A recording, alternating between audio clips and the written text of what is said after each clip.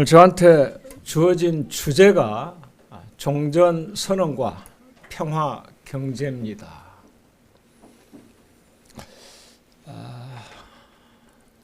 최근에 문재인 대통령이 유엔 기조연설과 또 한미 소사이어티에서 연거푸 종전선언에 대해서 얘기를 했습니다.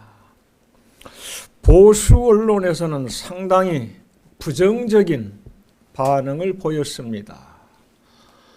이제 북핵 문제도 안 풀렸고 한미 동맹 강화해야 되는데 미국이 듣지 않는 종전선언 자꾸 그 되풀이 해가지고 뭐 하느냐. 더구나 얼마 전에 좀 불행한 사태가 서해에서 일어났어요. 우리 남쪽 공무원이 북쪽 바다에서 피살됐는데 그러한 불행한 사건에 대해서는 별로 얘기하지 않고 종전선언만 얘기하느냐 뭐 이런 식이죠. 저는 이거 참 잘못됐다고 생각합니다. 남북 갈등이 좀 심화할수록 전쟁을 빨리 끝내야 되지 않겠어요? 종전선언은 문재인 대통령이 최근 들어서 처음 강조하는 게 아닙니다. 이미 이 앞에 노무현 대통령 때부터 추진돼 왔고 더욱더 먼저는 한국전쟁 직후부터 얘기가 돼 왔습니다. 2018년 4월부터 9월까지 세 차례 남북 정상회담이 벌어지고 또 사상 처음으로 북미 정상회담이 열리는 것을 지켜보면서 저는 한반도 대전환이라는 말을 여기저기 강연하면서 그리고 글 쓰면서 사용해 왔습니다. 우리 한반도에서 가장 비정상적인 일이 몇 가지가 있는데 이것이 바로잡혀지는 것 같다 이거예요. 첫 번째 비정상은 1945년에 분단이 됐는데 70년이 되도록 통일의 문턱에도 이르지 못하고 있다는 것. 우리가 지금까지 얼마나 강조해 왔습니까? 여기에 음악과 교수님 와 계시는데 무슨 일만 있으면은 우리의 소원은 통일, 꿈에도 소원은 통일이라고 불러왔는데 70년이 되도록 통일은커녕 통일 문턱에도 이르지 못했었단 말이에요. 그런데 2018년 남북 정상회담이 세 차례 열리는 걸 보고 이제야 통일의 문이 열리기 시작했다. 이렇게 주장을 했어요. 더 비정상인 건요. 오늘 우리의 주제입니다만 1950년 한국전쟁이 시작됐습니다. 3년 만에 멈췄습니다. 그리고 지금 쉬고 있는 상태입니다. 아직 끝나질 않고 있습니다. 그래서 2년 전에 제가 뭐라고 했느냐 하면은 3년간 전쟁하고 68년 동안 쉬거나 멈추고만 있지 완전히 끝내지 못하는 이 비정상, 이걸 이제 드디어 바로잡을 수 있게 됐다. 한국 전쟁을 곧 끝낼 수 있게 됐다. 그래서 이렇게 거대한 변화가 생기는 한반도 대전환 시대를 맞았다고 했는데 2019년 2월 2차 북미 정상회담이 결렬되면서 오히려 후퇴하고 있습니다. 이러한 터에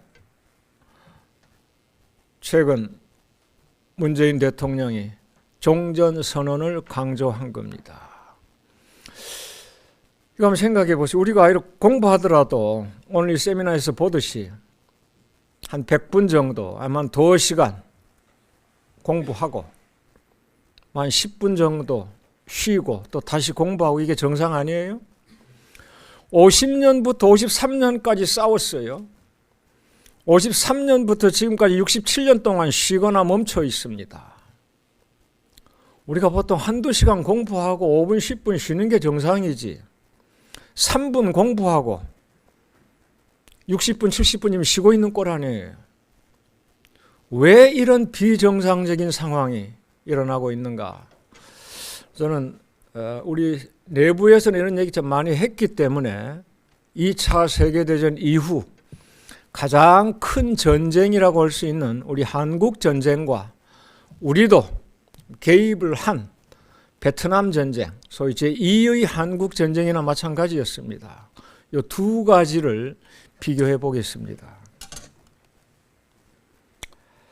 좀 전에 말씀드렸듯이 한국 전쟁은 50년부터 53년까지 일어났어요. 실질적으로는 끝났습니다. 하지만 법적으로 종결되지 않았다는 거죠. 53년 7월에 맺어진 것은 종전 또는 평화협정이 아니고 쉰다는 뜻의 휴전협정, 멈춘다는 뜻의 정전협정이었습니다. 이것이 아직 끝나질 않고 있단 말이에요. 왜 이럴까? 먼저 그 전쟁 당사국 간의 관계를 한번 보시겠습니다. 우리 남쪽에는 UN 회원국 16개 나라가 들어왔고 북쪽에는 당시 소련, 중국이 들어왔지만은 실질적으로 전쟁을 치른 나라는 4개입니다. 남쪽에 우리 대한민국, 그리고 미국, 북쪽에 조선민주주의 인민공화국, 중국, 이렇게 4개 나라지요. 이 4개 나라 중에서 가장 먼저 전쟁을 끝낸 나라가 바로 미국과 중국입니다. 가장 크게 일으켰는데도 가장 먼저 수교했어요. 1979년 관계 정상화를 이뤘습니다. 지금 다시 이제 패권 경쟁을 하고 있는데 일단 한국 전쟁에서 맞붙었다가 72년부터 수교 준비를 해가지고 79년 국교 정상화를 이룬 겁니다. 우리하고 중국 92년 국교 정상화를 이뤘습니다. 벌써 30년이 돼가죠. 우리는 그 전까지 중공 오랑캐라고 부르다가 92년 수고하면서 좀 이따 말씀드리겠습니다만은 지금은 우리한테 가장 큰 교역 상대국이 됐습니다. 경제적으로는 가장 가까운 나라가 된 거예요.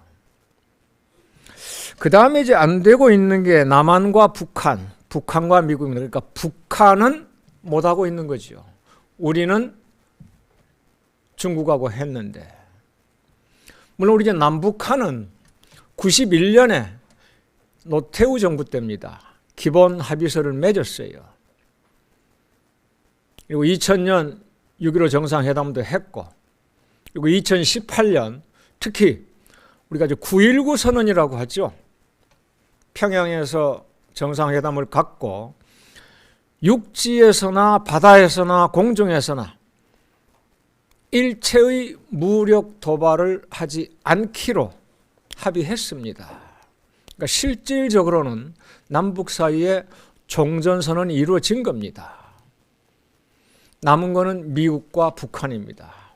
이 두 나라 때문에 한반도의 전쟁이 아직 끝나질 못하고 있는 겁니다. 북한과 미국 사이에 가장 먼저 합의가 이루어진 게 국가 사이에서 1994년 북한 핵 문제를 풀기 위한 제네바 합의였습니다. 하지만 이것도 오래 지속되지 못했어요. 2001년 북한에서 우라늄 폭탄을 개발하고 있다, 이러한 의혹이 제기되면서 깨져버린 거죠. 그리고 이제 재작년 사상 최초로 북미 정상회담이 열려가지고 금세 한반도에 평화가 찾아올 것 같았는데 작년 2월 2차 북미 정상회담이 결렬되면서 지금 막혀 있습니다. 그래서 북한과 미국 사이의 관계 때문에 한반도에서 아직도 전쟁이 끝나지 않고 있는 비정상이 지속되고 있다. 이렇게 말씀드릴 수가 있겠죠. 그럼 왜 북한과 미국이 전쟁을 끝내지 못할까? 먼저 미국까지 갈 것 없고 우리 남한 내부에서도 종전선언을 거부하는 사람들이 적질 않습니다. 좀 전에 말씀드렸듯이 우선 언론에서 반대합니다. 흔히 우리가 말하는 조중동이라고 하죠. 거세게 반대하고 있습니다. 무슨 종전선언이냐 이거예요. 북한 핵무기를 가지고 있는데 미국이 계속 반대를 합니다. 북핵 문제와 연계하겠다는 거죠.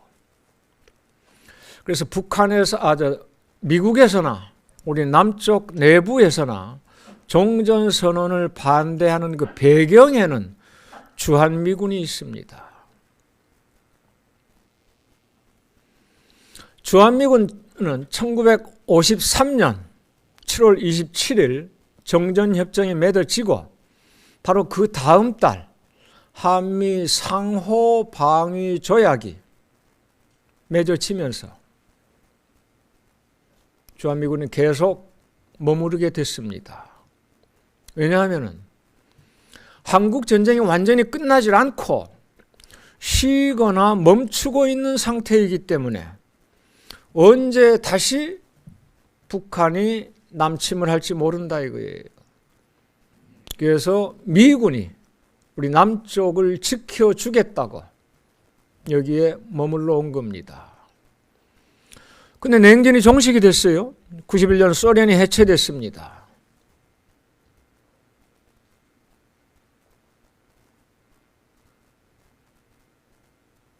유럽에서는 나토가 해체되지 않고 오히려 더 강화됐어요. 아시아 태평양 쪽에서도 주한미군이 더 증축됐고요. 소련이 멸망한 대신에 새롭게 떠오르는 강대국 중국이 있기 때문입니다. 중국이 무섭게 성장해 왔어요. 78년 개혁개방을 시작하고 2001년 세계무역기구 WTO에 가입하면서 경제적으로는 이미 미국을 따라잡아 버렸습니다. 우리가 그냥 일반적으로 GDP를 산출할 때 크게 두 가지 방법이 있는데 세계은행에서 하는 식으로 흔히 우리가 말하는 GDP 그냥 명목 환율로 따지면 아직은 중국이 미국 3분의 2 수준밖에 안 됩니다. 미국이 21조, 2등 중국이 14조, 3등 일본이 5조, 4등 독일이 4조 이런 수준이에요. 하지만은 구매력으로 그러니까 물가를 반영한 수치 이걸로 GDP를 계산하면 주로 이제 IMF에서 이렇게 산출을 하는데요. 이미 6년 전에 중국이 미국을 앞서 버렸습니다. 그래서 지금 미국의 가장 큰 국가 목표는 무섭게 쫓아오는 중국을 견제하고 봉쇄하는 겁니다. 당연히 중국의 목표는 빨리 미국을 따라잡는 거고요. 그래서 이 두 나라의 패권 경쟁이 엄청 격화하고 있는 겁니다. 미국이 중국을 견제하고 봉쇄하는 게 가장 큰 국가 목표인데 가장 가까이서 중국을 견제할 수 있는 곳이 바로 한국입니다. 그게 주한미군이죠. 주한미군이 의정부 동두천, 철원 쪽에서 전부 다 평택으로 이사간 것도 바로 그런 배경이고요. 그런데 북한과 전쟁을 끝내버리고 한반도에 종전선언이 이루어지고 평화협정이 맺어지면 주한미군이 여기 남아있을 법적 근거가 약해집니다. 주한미군은 북한의 남침을 막기 위한 것이니까요. 그러니까 법적인 명분은 북한의 남침을 막는 것이고 실질적으로는 중국을 견제하고 봉쇄하기 위한 것인데 종전선언이 이루어지면 법적 명분이 약해지니까 미국 안에서나 우리 남쪽에서나 주한미군 감축, 철수 운동이 일어나지 않을 수 없겠지요. 이것 때문에 우리 남쪽의 보수 세력이나 조중동이나 미국에서는 종전선언을 거부하는 겁니다. 우리가 어떻게 해야 되겠는가 한번 잘 생각해 보시기 바랍니다. 주한미군이나 한미동맹은 과거 냉전시대에 우리 국가 안보를 지키기 위한 필수품이었습니다. 근데 지금은 달라져 버렸잖아요. 소련이 무너져 버렸어요. 우리가 그토록 원수로 삼아왔던 중공 오랑캐하고 이제는 교역을 하면서 중국 없이는 먹고 살기 어렵게 됐습니다. 미국한테는 가장 큰 목표가 따라오는 중국을 견제하고 봉쇄하는 거지만 우리의 목표는 중국을 견제하고 봉쇄하는 게 될 수가 없잖아요. 미국과 우리 한국의 국가 목표가 달라진 겁니다. 냉전 시대에는 똑같았어요. 냉전은 공산주의 반공, 공산주의 반대한다는 목표가 같았기 때문에 주한미군 당연히 강화됐어야 됐고 한미동맹 강화됐어야 됐죠. 근데 주한미군이나 한미동맹은 우리 안보를 위한 수단인데 이게 국가 목표처럼 돼버렸어요. 그래서 한미동맹을 강화하기 위해서 북한과 교류협력을 하면 안 된다. 종전선언을 하면 안 된다. 이런 얘기까지 나오고 있어요. 거꾸로 바뀌어버린 거 아닙니까? 이게 지금 우리 현실이라는 거. 이것과 아울러서 아까 이거 베트남 전쟁을 한번 비교해 보시기 바랍니다. 베트남 전쟁은 뭐 크게 세 가지예요.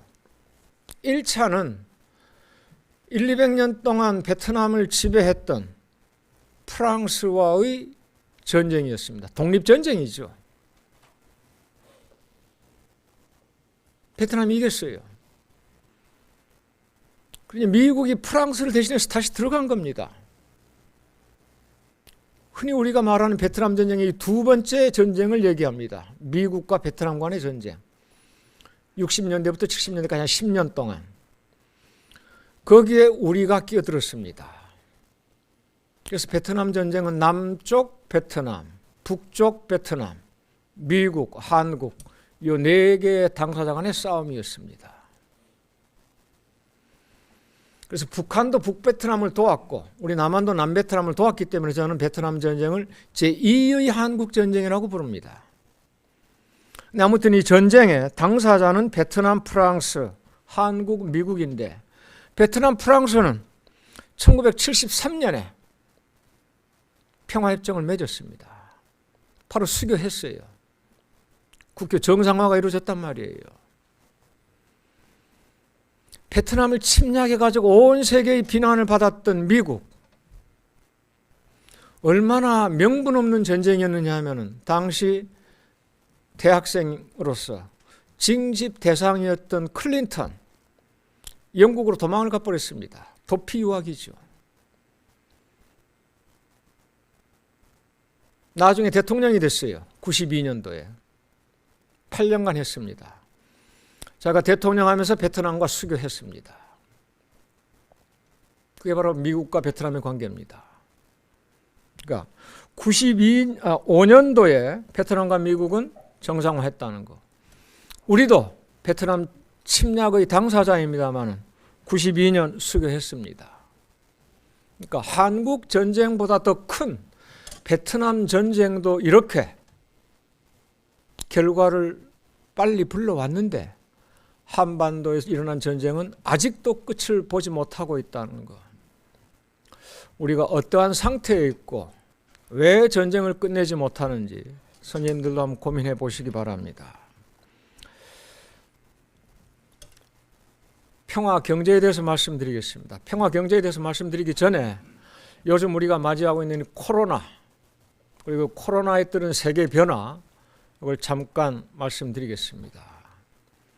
코로나가 우리 일상에서부터 세계 정세까지 크게 변화시키고 있습니다. 당장 우리가 지금 이렇게 세미나 하는데도 마스크를 반드시 끼워야 된다든지 이런 게 얼마나 큰 변화입니까? 세계 정세의 가장 큰 변화는 세계화의 후퇴라고 할 수가 있겠죠. 90년대 중반부터 세계화, 국제화, 지구촌이라는 말 우리 엄청 많이 써왔습니다. 국경이 낮아지거나 없어져 버린 거예요. 우리가 돈과 시간만 있으면 세계 어디든지 마음대로 갈 수 있었습니다. 지금 이제 그게 막히고 있어요. 국경이 높아지고 나라가 단절이 되고 있잖아요. 저도 해마다 미국, 중국 이런 데 돌아다니면서 강연도 하고 뭐 이웃 방문도 하고 했는데 지금 올해 전혀 밖에 나가지 못하고 있습니다. 세계화가 단절, 후퇴하고 있는 겁니다. 보호무역이 강화되고 있어요. 민족주의가 강화되고 있습니다. 그래서 온 세계가 마이너스 경제 성장을 겪고 있습니다. 우리도 예외가 아닙니다. 그런데 이러한 불행 가운데 한 가지 다행인 것은 소위 경제 선진국들이 평균 한 4, 5% 정도 마이너스 성장률을 기록하는데 우리나라는 여기에 잘 대처해가지고 우리가 K방역이라고 하잖아요. 마이너스 경제 성장 폭이 가장 적습니다. 1% 안팎이에요. 그래서 어떠한 전망이 나오느냐 하면은 여기 한번 보시기 바랍니다. 그러니까 작년 세계은행 보고서에 의하면은, 그러니까 올해 세계 보고서죠. 작년까지 경제 통계를 낸 겁니다. 지구상에 약 200개 국가가 있어요. 그 중에 우리가 12등을 기록하고 있습니다. 속된 말로 톱 6%예요. 내년에는 우리가 9위로 껑충 뛸 것 같아요. 왜냐하면 우리 바로 앞에 있는 11등 러시아, 10등 캐나다, 9등 브라질, 이것이 마이너스 성장 폭이 커가지고 우리는 1% 마이너스 성장하고 있는데 이 앞에 나라들은 마이너스 4%, 5% 마이너스 성장률을 기록한다 이거예요. 그래서 내년이 되면은 우리가 9등으로 뛰지 않겠느냐. 그러니까 러시아, 캐나다, 브라질을 무찌르게 될 거라는 거지요. 그래서 저는 바로 이 K경제라는 말이 나오지 않겠느냐. K파, K방역, 이어서 K경제. 근데 이 K경제를 완성시키려면은 남북 경제협력이 이루어져야 되겠다. 제 시간 때문에 좀 많이 건너뛰겠습니다. 2018년 4월 남북 정상회담 때 문재인 대통령이 김정은 국무위원장에게 건넸다는 한반도 신경제 지도입니다. H자 모양을 하고 있어요. 먼저 왼쪽으로는 서해지요. 인천과 개성공단을 연결하고 위로 신우주를 거쳐서 중국으로 나가는 겁니다. 오른쪽을 보세요. 금강산, 그리고 남쪽에 설악산을 연계하고 그다음에 저 꼭대기에 낮은 선봉을 거쳐서 러시아로 나가는 겁니다. 러시아의 천연 자원을 우리가 바로 이 통로로 가져온다는 거죠. 그래서 이걸 에너지 벨트라고 합니다. 한반도 내부에서는 가운데 여기 접경 지역을 중심으로, 그러니까 DMZ를 포함하는 거죠.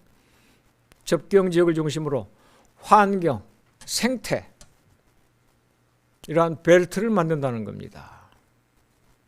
그래서 이걸 통해서 한반도 평화 경제를 이루자는 거예요. 참고로 이것만 말씀드릴게요. 북한 지도를 보시면은 가장 오른쪽 끝에 위에, 그러니까 동북쪽이죠. 여기가 낮은 선봉입니다. 가장 먼저 북한이 1990년대 초에 개방한 곳입니다. 그 다음 이제 왼쪽 가장 끝에, 그러니까 서북쪽이 되는 거죠. 그러니까 신우주입니다. 두 번째 여기를 개방하려고 했어요. 신우주 특별구를. 중국이 방해해가지고 못 열다가 지금 다시 열고 있습니다. 세 번째 여는 곳이 요거 동쪽, 남쪽 끝이죠. 여기가 바로 금강산입니다. 98년부터 금강산 관광이 시작됐죠. 그 다음 네 번째 개방한 곳이 바로 여기 왼쪽 저기 남쪽, 남서쪽이죠. 여기가 개성입니다.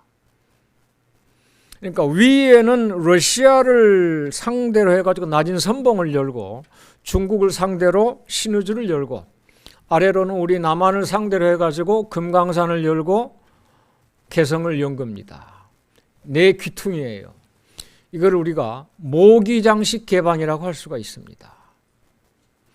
이제 여름 다 지나갔습니다만은 여름에 우리가 날씨가 더우니까 선생님 다 좀 에어컨 켜고 하시고 저는 좀 돈을 아끼려고 에어컨 안 켭니다. 선풍기를 켜요.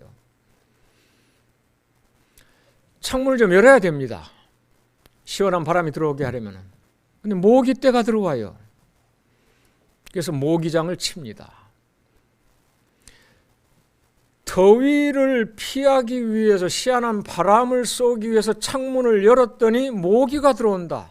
그래서 모기는 들어오지 말고 찬 공기만 들어오라 이거예요. 이게 바로 모기장식 개방이죠. 북한이 문을 열면서 걱정한 건 바로 자본주의 바람이 들어와 가지고 자기네 체제가 무너지면 어떻게 되겠느냐 이거 아니겠어요? 그러니까 체제가 붕괴되지 않으면서 경제 성장할 수 있는 방안이 뭘까? 차츰차츰 귀퉁이를 열어보자 이거예요. 중국이 그런 식으로 개방을 했잖아요.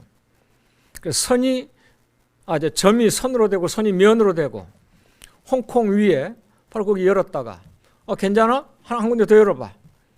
한 군데 더. 그래가지고 이제 광동성이 되고 그래서 전역이 다 열리게 됐잖아요. 바로 이제 이걸 활용해가지고 우리가 북한이 크게 거부감을 느끼지 않도록 개성공단 같은 걸 2개, 3개 만들고 금강산만 열 게 아니라 칠보산도 열게 하고 백두산도 열게 하고 이런 식으로 차츰차츰 들어가자는 거죠. 여기에는 역시 우리가 필요한 게 정경 분리 원칙을 내세워야 되겠다는 겁니다. 우리가 북핵 문제 때문에 아무것도 못하고 있어요. 북핵 문제가 언제 풀리겠어요? 이것 때문에 종전선언도 안 되고 남북 경협도 안 되고 어떡하라고요? 참고로 그럼 북한이 핵무기를 안 가지고 있을 때는 우리가 핵무기 가지고 있었습니다. 1958년부터 91년까지 미제 핵무기를 어마어마하게 가지고 있었어요. 특히 옆에 군산에 많이 있었죠. 그때는 북한 핵무기 가지고 있지 않았습니다. 그런데도 우리는 종전선언 평화협정 거부했어요. 그러니까 북한 핵무기 때문에 종전선언 못한다, 평화협정 못한다 이거는 핑계예요. 당분간 정전협정을 고수해야 된다고 하는데 오래전부터 그 당분간이 1년이 되고 10년이 되고 50년이 된 겁니다. 북한은 60년대부터 줄기차게 평화협정 맺자고 했어요. 그러니까 북한 핵 문제가 걸림돌이 아니라는 거 참고하시기 바랍니다. 중국과 대만 보면은 정경분리를 참 잘하고 있어요. 먼저 정치, 군사적으로 아주 험악한 관계입니다. 중국은 대만 인정 안 합니다. 하나의 중국 원칙 세우고 있잖아요. 70년대 초부터 그게 이제 미국과의 수교 조건이었고요. 통일 방안은 일국 양제입니다. 하나의 나라의 2개 제도. 그러니까 대만 자본주의 인정해 주겠다. 근데 지금 중국 중앙정부는 있고 그 밑에 이제 하위 정부로 들어오라는 거죠. 홍콩처럼. 대만은 뭐라고 합니까? 일변일국이에요. 대만 해협을 가운데 놓고 양쪽에 하나의 독립국가가 있는 거다 하면서 독립을 추구합니다. 정치적으로는 절대 양쪽이 만날 수가 없어요. 군사적으로 중국이 지금 대만에 얼마나 압박을 가하고 있습니까? 니네가 만약 독립을 선언하면 바로 그냥 무력 침공한다 해가지고 소위 이제 난징 군구라고 하죠. 난징 우리말로 이제 남경이죠. 바로 대만 앞에가 있어요. 거기에다 첨단 장비 지금 잔뜩 투입하고 있습니다. 그에 맞서서 대만은 어떻게 합니까? 미국을 끌어들여요. 미국의 최첨단 무기로 지금 군사력 강화하고 있습니다. 금세 중국과 대만 사이에 전쟁이 터질 것 같아요. 정치적으로는 도저히 만날 수가 없고. 그런데도 불구하고 경제적으로 어떻게 되느냐? 삼통사류라고 합니다. 2000년대부터. 삼통. 3가지가 통한다는 거예요. 통우 또는 통신이라고 합니다. 통신 자유롭게 하자 이거예요. 우편. 그 다음 통상. 통상 무역 자유롭게 하자는 겁니다. 정치 군사 상황이 어떻게 되더라도. 그 다음에 통항, 항만, 항공, 공항 열자는 거예요. 그래서 그 결과가 뭐냐? 교역 액수가 작년에 한 2,500달러 정도 됩니다. 중국과 대만 사이에. 그 다음에 백길 비행기길이 열려가지고 대만 쪽에서는 한 10개 부두, 10개 공항이 열렸고 중국 쪽에는 한 4, 50개 공항과 부두가 열렸습니다. 배는 놔두고 비행기만 하루에 120편이 왔다 갔다 합니다. 하루에. 일주일에 한 800편 돼요. 남한 북한 1년이 되도록 전기항공 한 편도 안 생기잖아요. 이거 한번 비교를 해보세요.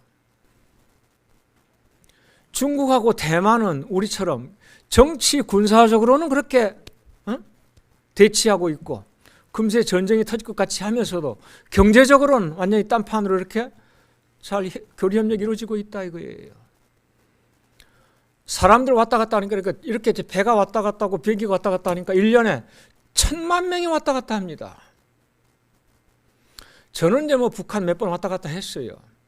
좀 특별한 경우잖아요. 하지만 우리 보통 사람들 평양에 못 들어가잖아요. 남북한은 왜 이렇게 다른가? 중국하고 북한하고. 아까 베트남 전쟁이 그렇게 한국 전쟁하고 다르듯이 중국 대만의 관계가 우리 남북 관계하고 이렇게 다르다는 거 한번 느껴보시기 바랍니다. 그래서 여기에 이제 우리가 K 경제가 필요하지 않을까? 그냥 한 말씀 드리자면 한마디로 드리자면은 K 경제 퍼주고 포자입니다. 우리가 식량 지원할 때 퍼준다는 말 많이 했어요. 우리가 남아 돌고 북한 좀 모자라는 거, 북한이 꼭 필요한데 모자라는 거 우리가 좀 퍼주면 어떻습니까? 식량 보관비가 너무나 많이 들어가고 버리는 거 너무나 많잖아요. 북쪽에서 모자르는데 그거 퍼주고 그 대신 우리가 퍼올 게 많아요. 자원이 풍부합니다. 북쪽에. 딱 두 가지만 들겠습니다. 하나는 히토류라고 하는 겁니다. 우리 남쪽에서 가장 많이 수출하는 품목 중에 주로 이 스마트폰, 반도체 이런 전자제품들이죠. 전자제품에 필수적으로 들어가는 게 히토류입니다. 그래서 중국하고 일본이 2010년에 생각구라고 하죠. 또는 다오위다오.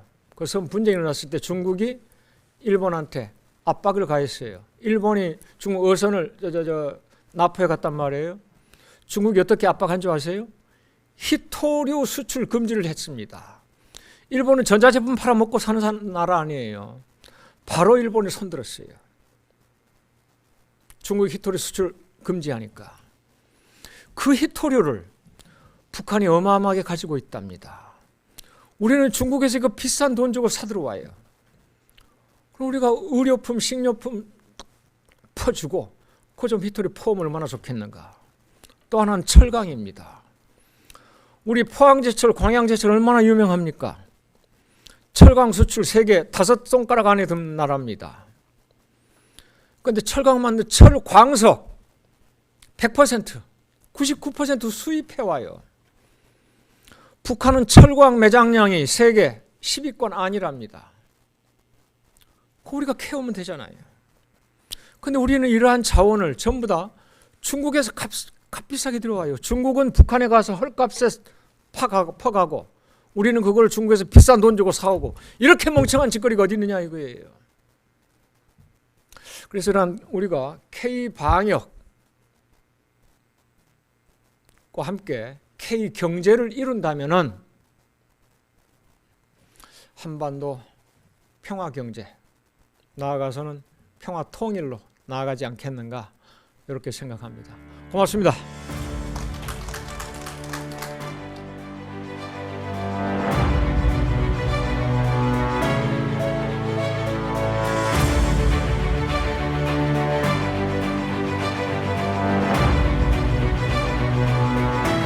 네, 조승현 교수님부터.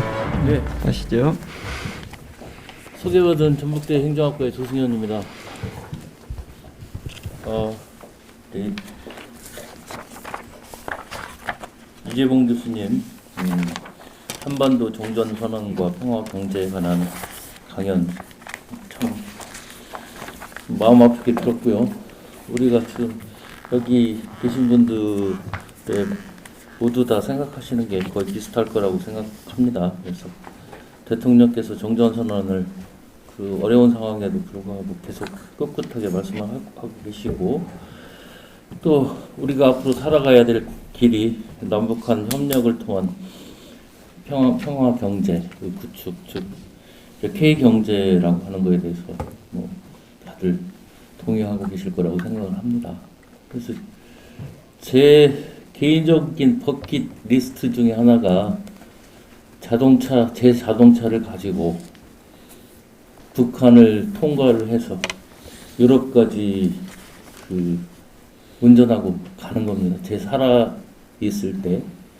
그래서 제가 그런 구상을 한번 해봤습니다. 지금 남북한의 도로가 연결이 되어서 자유스럽게 왕래가 안 된다고 하면 도로에 어떤 그 일종의 장벽 같은 것을 설치를 해서 도로를 통행할 수 있도록 할 수 있는 방안이 있을 것 같고, 그리고 중간 정도에 이제 곳곳에 휴게소 같은 것을 설치를 해서 거기에서 이제 쉬어갈 수 있도록 하는 그런 그 통행 방안이라도 마련이 되면, 그러면 그런 것들을 통해서 북한이 생각하는 그 남한 사람들하고 접촉을 통해서 체제가 위협을 받는 것을 어느 정도 막으면서 실질적인 어떤 교류 이런 것들도 가능하지 않을까 하는 그런 생각을 잠깐 해봤습니다.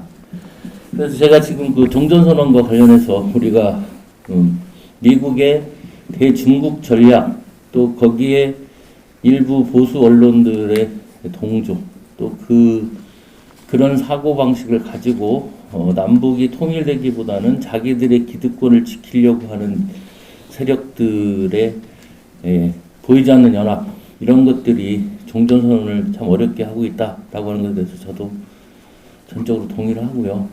그리고 이제 제가 계속해서 줄기차게 얘기했던 것이, 제가 지금 우리 전라북도 남북교류협력위원장을 맡고 있는데요.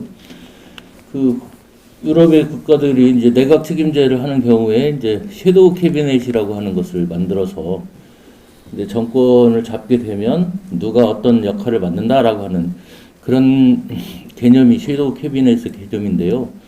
지금 남북 교류 협력이 정지되어 있지만, 스톱되어 있지만, 우리가 항상 대비를 하고 있어야 그런 기회가 왔을 때 놓치지 않을 수 있다고 저는 생각을 합니다. 그래서 그런 그 섀도우 캐비넷처럼 우리 전라북도에서도 전라북도가 남북한과 교류 협력할 수 있는 가장 중요한 그런 부분이 어떻게 보면 이제 종자, 씨앗 이런 것들일 수 있겠고요. 아까 우리 이 교수님께서도 말씀하셨지만 퍼주는 그런 식량 이런 것들도 있을 수 있겠고요.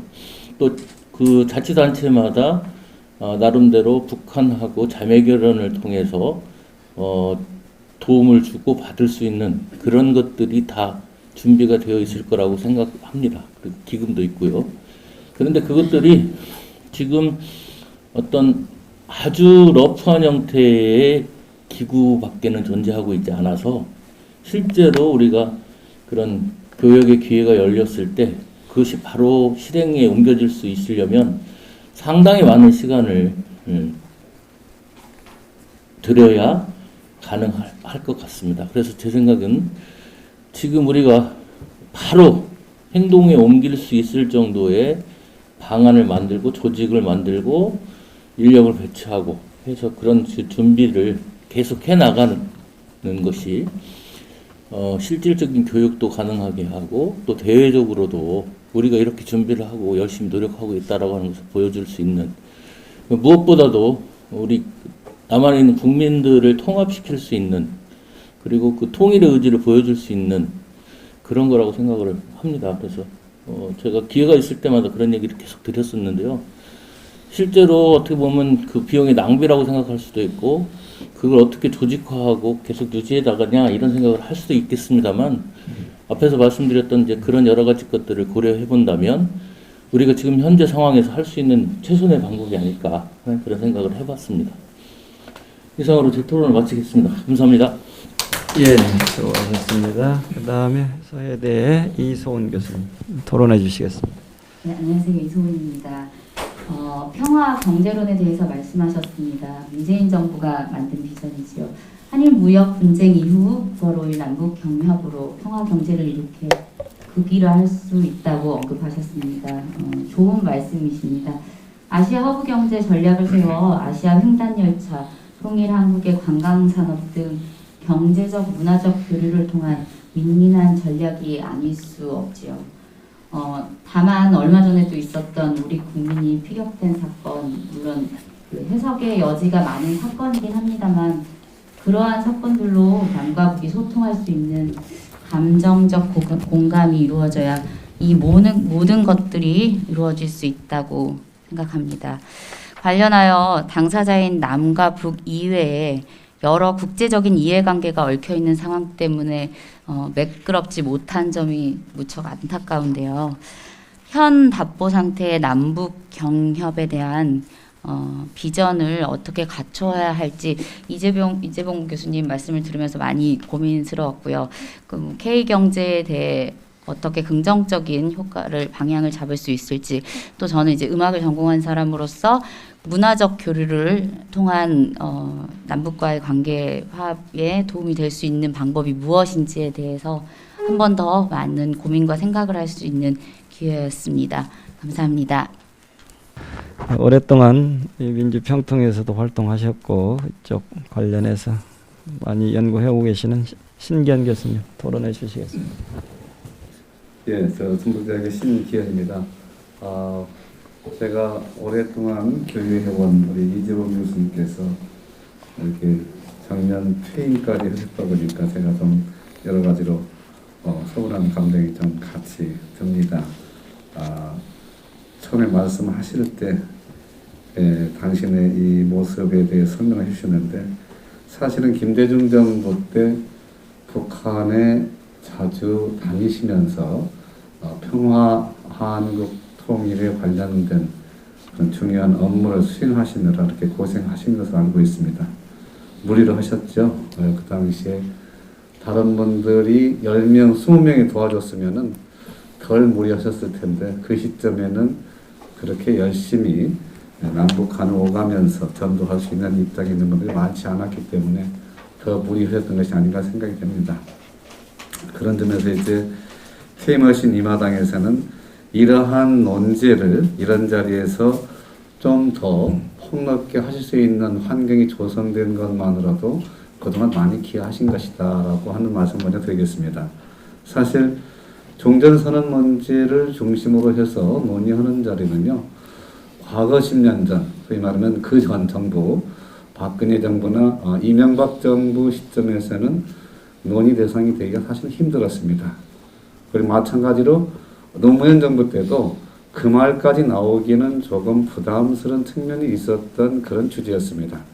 그런 점에서 봤을 때 현 단계에서는 대통령님부터 나서서 종전선언을 이야기할 정도로 사실은 많이 확산이 되고 있다라고 하는 점에서 이 부분에 대한 논의라고 하는 것은 상당히 의미가 있는 것이다 라고 하는 점을 먼저 말씀드릴 수가 있겠습니다. 근데 일반적으로 얘기할 때 정치적으로나 이제 국제적으로 할 때의 종전선언에 대한 이야기는 쉽게 이게 와닿는 것 같은데 북미 정치나 남북한 관계에서는 그것이 와닿는 것이 있을까? 특히 젊은 세대 입장에서는 나 이제 군대 안 가도 되는 것이냐?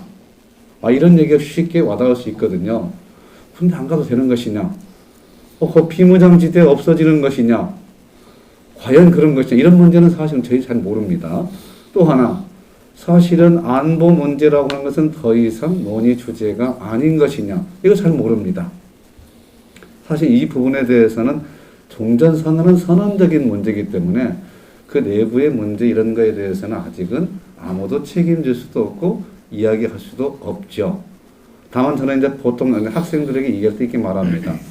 남북한 간의 분단이라고 하는 것은 100%라고 했을 때 90% 이상은 외적인 요인에 의한 것이었다.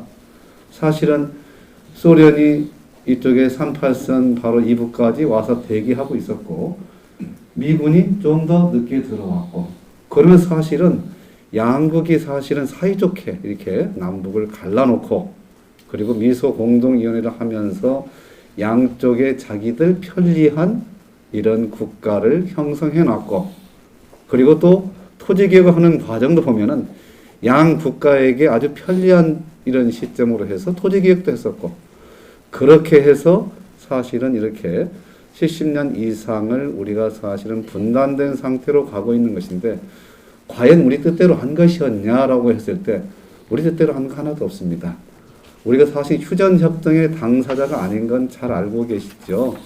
사실은 휴전협정이라 한다면은 유엔 사령관 마크 클라크하고 사실은 북한 인민군 총사령관인 김일성하고 그리고 바로 이제 여기에 와서 사령관 역할을 했던 중공군 팽덕회하고 3인이 한 겁니다. 사실은 여기 이승만 대통령 전혀 참여하지 않았어요. 그러니까 과거에 휴전협정을 이제 평화협정으로 가는 그 과정에서는 이 3개국 당사자 이외에는 사실은 남한은 자격도 없는 이런 입장이어서 자꾸 이런 문제를 논의할 때마다 사실은 남한은 소외되는 거 아니냐 이런 생각을 가진 바가 있었죠. 그럼에도 불구하고 이제는 이제 우리 대한민국에서 문재인 대통령이 나서서 종전선언을 하자라고 하는 것까지 나온 것은 상당히 의미 있는 여건의 어떤 조성이라고 볼 수가 있겠죠. 아까 우리 이재봉 교수님께서 여러 가지 말씀을 잘 해주셨습니다. 여전히 종전선언 문제도 외적인 요인이 더 강하게 이렇게 투영되고 있는 문제다라고 보시면 됩니다. 잘 아시는 바와 같이 미소에 이런 냉전이 있을 때 한반도가 사실은 전쟁도 있었고 이런 점이 있었죠. 근데 미소 간에 사실은 냉전이 있으면서도 그들은 다 사실은 왔다 갔다 하죠. 미국과 중국이 쟁표하는 과정에서도 사실은 계속 왔다 갔다 하고 있습니다. 우리 지금 이재범 교수님 말씀하신 것처럼 남북한 간에는 비행기도 오가지도 않고 사실은 철도로도 오가지도 않고 배편으로 오가지 않습니다. 그리고 우리 조승현 우리 교수님께서 남북교류 협력위원장이라고 하시는데 여기에 사실은 지금 남북교류하고자 모아놓은 돈이 굉장히 많아요. 한 푼도 못 쓰고 있습니다. 언제 쓸지도 몰라요. 기금이라서 쓰지도 못하고 있는데 쓰는 방법이라도 좀 우리가 좀 알면 좋겠는데 쓰지도 못하고 있을 정도가 되어 있습니다. 제가 바로 이제 동서독 통일이 되고 나서 2년 뒤에 독일 현장을 가봤고 그 뒤로 다시 또 몇 년 뒤에 이 지역의 시민단체 관계자들을 모시고 또 가본 적이 있었습니다. 그리고 정당 관계자들도 모시고 간 적이 있었고 다른 어떤 정부일로도 가본 적이 있었습니다. 독일은 자주 가볼 기회가 있었고 또 우리 전북대학교 학생들에게 있던 이런 통일교육 사업단 그런 기회가 있으면은 어디를 가보세요라고 말하고 싶은데 지금 현황이라고 못 간다고 하는데 제가 여기서 말씀드릴 수 있는 것은 이 남북한 관계에서는 종전선언 이런 문제가 중요한 것이 아니라 아예 오가지도 못하는 현황이 되어 있는 것 자체가 어떻게 보면은 굉장히 불리한 여건이죠. 아까 말씀하신 것처럼 이 종전선언을 못하게 하는 것이 유엔사의 해체로 이어지겠죠. 사실은 더 이상. 그런데 이제 가장 중요한 문제가 유엔사는 지난 바로 이제 1953년 이를테면은 7월 27일 휴전이 되면서 그 당시에 주한미군뿐만 아니라 소위 말 유엔사가 일본의 7개 이렇다면 지역과 또는 호주나 뉴질랜드 지역을 활용할 수 있는 이런 소위 말하면 협정이 맺어진 걸로 알고 있습니다. 근데 그 유엔사가 해체가 되면은 미국으로서는 바로 인도 태평양 지역에서 중국과 쟁표하는 과정에서 더 이상 그런 전략적인 어떤 좋은 여건을 활용하지 못한다라고 하는 측면이 분명히 존재하고 있습니다. 우리의 이익의 문제가 아니라 미국의 이익이 있지요. 사실은 남북한 관계에서 가장 큰 외적인 요인이라는 것은 우리 마음대로가 아니라 미국의 의지였다라고 하는 것은 분명히 우리가 알고 갈 수밖에 없다. 특히 이제 해방 직후 역사를 많이 연구해 보신 분들은 아시겠지만 우리 저 충칭에 있는 임시정부가 개인 자격으로 바로 이제 한국에 귀국을 했었고 그들이 사실은 미 군정기에 아무 역할도 할 수가 없었고 또 그리고 정부 수립 과정에서도 주도적인 역할을 수행하지 못했다라고 하는 것은 잘 알려진 사실입니다. 이것이 70년간 거의 1세기 가까이 가고 있는 겁니다. 이런 과정에서 남북한 간의 가장 큰 맹점이라고 하는 것은 전쟁을 치렀다는 점이 되겠습니다. 근데 남북한 간은 전쟁을 치렀지만 동서독 간에는 전쟁을 치르지 않았더라고요. 그리고 저를 안내했던 최초의 이 소위 말하는 독일인 교수가 자기는 통일되기 이전에도 수시로 독일을 방문할 수가 있었고 바로 독일에서 수영선수를 했던 자기 여동생도 수시로 자기를 방문할 수가 있었답니다. 통일이 되어 있었던 겁니다. 이미 거기는. 그런데 우리는 그런 부분에서 경험한 바가 없었다라고 하는 것이 국내 정치적으로도 여야가 보수 진보가 대립하는 문제가 나오는 것이 아닌가 이렇게 생각을 해봅니다. 저는 이제 특별하게 우리 이재봉 교수님께 대해서 여기에 대해서 이의를 가진다거나 하는 측면의 문제는 없습니다. 이 부분에 대해서만 미국이라고 하는 나라가 사실은 그 제국주의적인 그런 시각을 가지면서 전 세계를 상대로 해왔거든요. 바로 이제 발표하신 이재봉 교수님도 미국에서 공부를 하셨습니다. 그럼에도 불구하고 미국의 정책은 항상 문제가 있다는 의식, 특히나 남북한 관계에 있어서는 소위 말하면 이제 후원자적인 입장이긴 하지만 방해 요인이 되는 것에 대해서도 많이 지적을 해 오셨습니다. 자, 그런데 이와 관련해서 미국이 유엔사의 이런 근거가 약화되는 것, 특히나 일단 유엔사가 없어지면요, 다시는 이제 유엔 안보리에서 안 만들어지거든요. 미국은 그걸 알고 있습니다. 지금 이 한미 연합사로 해서 하고 있습니다만은 사실은 이제 한미 연합사가 다 주관하고 국제적으로는 유엔사로 되어 있습니다. 바로 이제 유엔사가 바로 그 안보리에서 일단 없어지는 것으로 결의가 된 뒤에 다시 어떤 문제가 생겼을 때 또 다시 만들려고 한다면 그때는 중국과 러시아의 거부권에 의해서 안 되겠죠. 이런 부분에 대해서 미국의 정책이라고 하는 것이 과연 이것에 매몰되고 있는 것인지 한번 말씀해 주시고요. 두 번째는 이에 따른 한미동맹의 균열 문제에 대해서 항상 보수 진보 쪽에서 이 얘기를 합니다. 더 이상 사실은 문제가 없지 않냐라고 하는데 사실은 이제 지난 바로 이제 한미 방위 조약이라고 하는 것이 1953년 10월에 이제 만들어지지요. 이것은 어떻게 대체가 될 것인지, 그냥 없어지는 것인지, 선언 뒤에 법적인 측면에서 평화협정으로 가는 것이나 조약의 문제는 어떻게 할 것인지, 이 과정에서 그냥 쉽게 풀리는 문제가 되는 것인지, 이런 문제에 대해서 한번 나름대로 전문가적인 입장에서 말씀해 주시고요. 그 다음에 이제 나오는 문제가 있습니다. 미군이 이제 철수를 한다거나 미군의 어떤 감축을 좀 가져오게 되는 쪽으로 가게 되는 경우에 지금도 나오는 얘기 중에 하나가 분담금 문제입니다. 그러면 그 분담금이라고 하는 것이 어디까지 늘어나야 되는 것인지, 핵 자산까지도 빌려와야 되는 것인지, 우리가 지금 사실 은밀하게 미국과 협의해가면서 현 정부에서 핵 잠수함을 도입하자라고 하는데 이런 것 등등이 종전선언과 어떤 함수관계가 있는 것인지, 이것은 제가 이렇게 이야기하는 것이 아니라 언론에 보도된 내용입니다.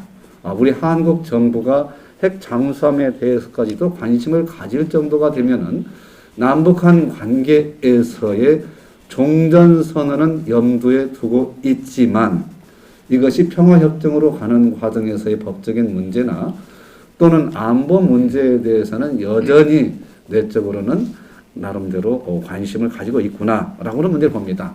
바로 이제 어제 오늘 사이에 서훈 안보실장이 미국 가서 이런 얘기를 하고 왔죠. 종전선언과 비핵화는 따로 갈 수가 없다라는 말을 썼는데요.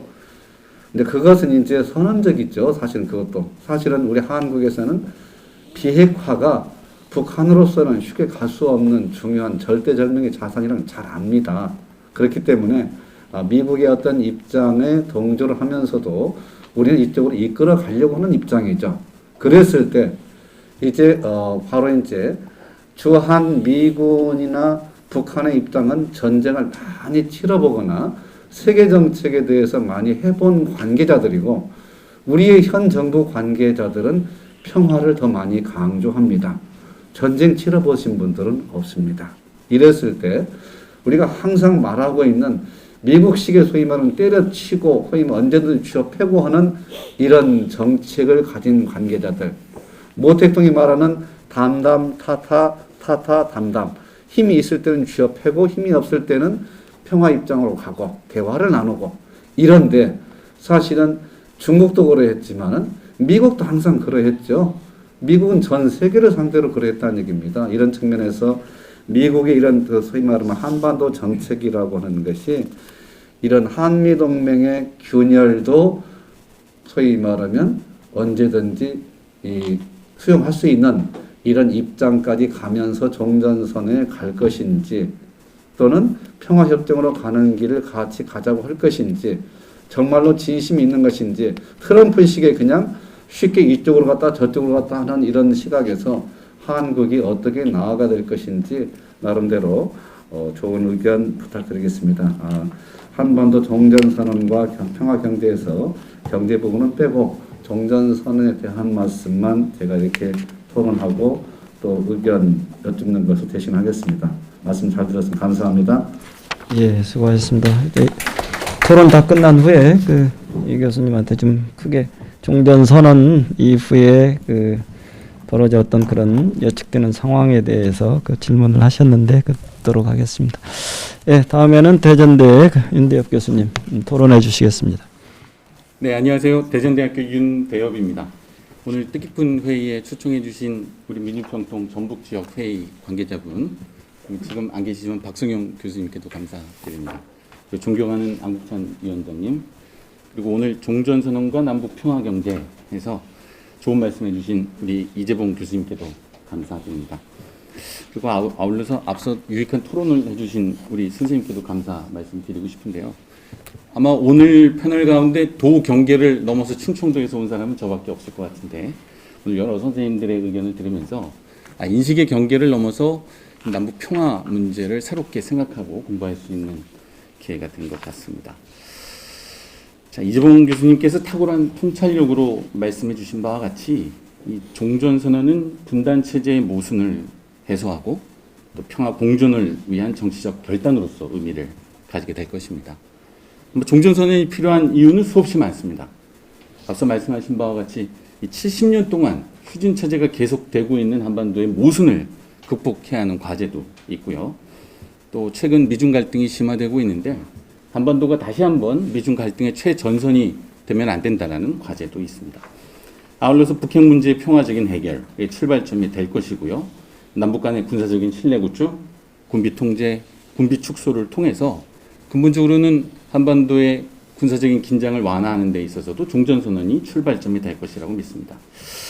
자, 종전선언이라는 정치적 결단이 70년간 누적되어 온 분단체제의 이해관계를 해소하는 역사적인 계기가 될 것이라는 점에 대해서는 여기 계신 모든 분들이 아마 공감을 하실 거고요. 아울러서 남북 미중뿐만 아니라 이 17개 유엔 참전국이 정전선언을 지지하거나 또는 참여한다면 이것은 냉전체제 또는 동북아의 어떤 갈등적인 질서를 새롭게 전환시키는 중요한 계기가 될 수 있다는 의미도 부여할 수 있을 것 같습니다. 하지만 이 주재하시는 바와 같이 종전선언에 대해서는 비관론, 신중론, 낙관론이 공존하고 있습니다. 특히 한국 사회에서는 아주 갈등적으로 공존을 하고 있는데요. 자, 북한과 중국 등의 일부 국가는 휴전 체제를 평화 체제로 전환시키는 어떤 정치적인 결단으로서 정전 어떤 선언에 대해서 적극적인 지지 또 공감을 하고 있는 반면 미국 일본, 유럽 국가들은 이에 대해서 상당히 신중적이고요. 또 일부 오피니언 리더들은 부정적으로 의견을 표출하고 있기도 합니다. 물론 국내에서도 이 종전선언이 우선되어야 하는지 아니면 비핵화가 우선인지에 대해서 사회적인 갈등이 계속되고 있습니다. 자, 오늘 저는 이 종전선언이 평화체제의 입구 그리고 출발점이 될 수 있다면, 그렇다면 최종 목표 엔드 스테이트가 무엇인지 제 의견을 한번 말씀드리고요. 그리고 종전선언이 이 합의와 파기를 반복했던 남북 간의 수없이 많은 합의들과는 단절되어져서 근본적으로 남북관계 개선 그리고 동북아의 번영에 기여한 정치적 계기가 되기 위한 과제가 무엇인지 세 가지 제 의견을 드리는 것으로 토론을 대신하고자 합니다. 자, 첫 번째, 종전선언의 최종 목표이자 결과물은 무엇일까요? 바로 북한 체제의 안전을 보장하는 것입니다. 이제 체제 안전 보장이 지속적인 평화와 번영으로 이어질지 아니면 이 부강해진 북한이 또 다른 차원의 갈등 요인이 될지는 이건 또 다른 과정입니다. 앞서 우리 파리 평화협정에 대해서 베트남전을 종전시켰던 파리 평화협정에 대해서도 말씀하셨고요. 그다음에 1972년 미중 간의 커뮤니케에 대해서도 말씀하셨지만 결국 이제 평화를 약속했지만 모두 그것은 종이장이 되고 말았는데 다시 번복할 수 없는 평화 체제의 출발점이 될 수 있는가? 이거는 미래에 이르기 때문에 가정이기 때문에 이것은 또 알 수 없고요. 다만 종전선언의 최종 결과물은 북한 체제 안전을 보장하는 것이다. 이건 명확한 결과입니다. 자, 종전을 명시하지는 않았지만 남북관계의 기본 원칙, 적대행위를 중단하고 상호 불가침을 명시한 1991년 남북 기본 합의서도 있었습니다.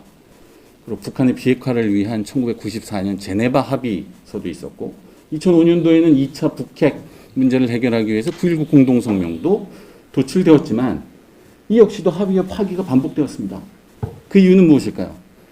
체제 안전이 보장되지 않았기 때문입니다. 적대행위가 계속되고 있다는 것이고 이 정전협정의 가장 중요한 의미는 이 적대행위를 중단하고 북한의 체제 안전을 보장하는 출발점이라는데 명확한 목표가 있는 것이죠. 자, 정전선언이 파기하면 그만인 종이장이 되지 않기 위해서는 종전선언을 시작으로 북한의 체제 안전을 보장하는 단계적이고 동시적인 조치가 진행되어야 하는데요. 그렇다면 체제 안전 보장 조치는 무엇인가? 군사적인 문제, 외교적인 문제, 경제적인 문제, 정치적인 문제까지 이건 정말로 풀기 어려운 난제들이 상호 다 혼재되어져 있습니다. 자, 첫째, 종전선언을 계기로 북한이 원하듯이 북한에 대한 경제 제재가 완화되고 인도적인 지원도 확대될 수 있고요. 또 남북 간의 경제 협력도 확대될 수 있습니다.